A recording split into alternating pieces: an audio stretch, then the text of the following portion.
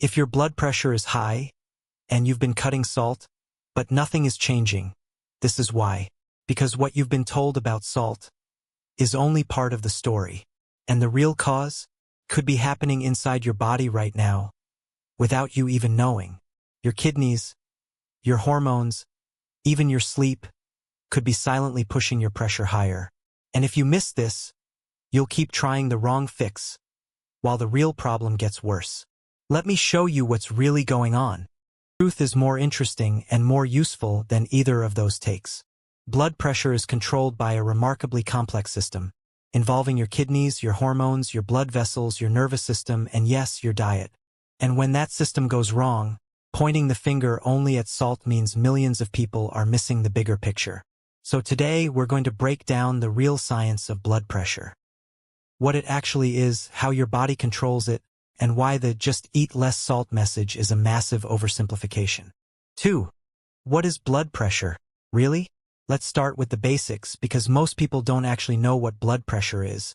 They just know it's a number their doctor frowns at. Blood pressure is the force your blood exerts against the walls of your arteries as your heart pumps. It's measured in two numbers: systolic pressure, the force when your heart beats, and diastolic pressure, the force when your heart rests between beats. A normal reading is around 120/80. High blood pressure or hypertension is generally defined as 130/80 or above. Now, what actually determines how high that pressure is? Think of it like water flowing through a hose. Pressure depends on three things: how hard the pump is working, how much fluid is in the hose, and how narrow or stiff the hose is. In your body, that translates to your heart's output, your blood volume, and your blood vessel resistance. Salt, or more specifically sodium, mainly influences blood volume. But your vessels and your heart output are controlled by a whole orchestra of other systems. 3. The hormone system nobody talks about. Here's where it gets really interesting. Your body has a built-in blood pressure management system called the RAAS, the renin-angiotensin-aldosterone system. Say that 3 times fast. Here's how it works. When your kidneys sense that blood pressure or blood volume is dropping, they release an enzyme called renin. Renin triggers a chain reaction that produces a hormone called angiotensin II. And angiotensin II does two powerful things. It constricts your blood vessels, squeezing them tighter, and it signals your adrenal glands to release aldosterone, a hormone that tells your kidneys to hold on to sodium and water. The result? More fluid, tighter vessels, higher pressure. This system is so powerful that when it's dysregulated, even slightly, blood pressure can rise significantly, regardless of how much salt you eat. In fact, some of the most effective blood pressure medications ever developed, ACE inhibitors and ARBs, work specifically by blocking parts of this hormone system, not by reducing sodium intake. That tells you something important about where the real levers are. 4. Your kidneys are the real gatekeepers.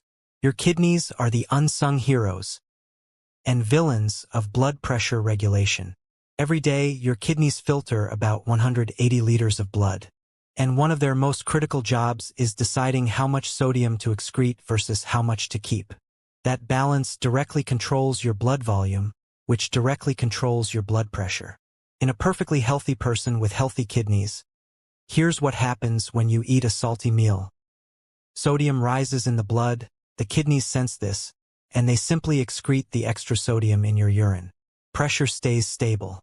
But in some people, due to genetics, aging, diabetes, obesity, or chronic kidney disease, the kidneys become less efficient at excreting sodium. So instead of flushing it out, they hold on to it, raising blood volume, raising pressure. This is the concept of salt sensitivity, and it's crucial. Research suggests only about 25 to 50% of people with hypertension are actually salt sensitive. The rest can eat relatively normal amounts of sodium with minimal effect on their blood pressure. So when public health guidelines say, everyone reduce sodium, they're not wrong. It's a safe blanket message. But it misses the fact that for many people, the problem is somewhere else entirely. 5. The other culprits. So if salt isn't the whole story, what else is going on? Let's run through the big ones. Insulin resistance and metabolic health. When your cells become resistant to insulin, often driven by excess body fat, inactivity, and a diet high in refined carbohydrates. Your body compensates by producing more insulin, and high insulin levels tell your kidneys to retain more sodium. They also cause your sympathetic nervous system, your fight-or-flight response, to become chronically activated, constricting blood vessels and raising heart rate. This connection between metabolic syndrome and hypertension is so strong that researchers sometimes call high blood pressure a metabolic disease as much as a cardiovascular one. Chronic stress and the nervous system. Stress hormones like cortisol and adrenaline directly raise blood pressure in the short term. In people under chronic stress, these systems can become semi-permanently activated, keeping blood vessels tighter and hearts beating harder, day and night. Sleep. Poor sleep, and especially sleep apnea, is a major and often overlooked driver of hypertension. During apnea episodes, oxygen drops, triggering stress responses that spike blood pressure repeatedly throughout the night.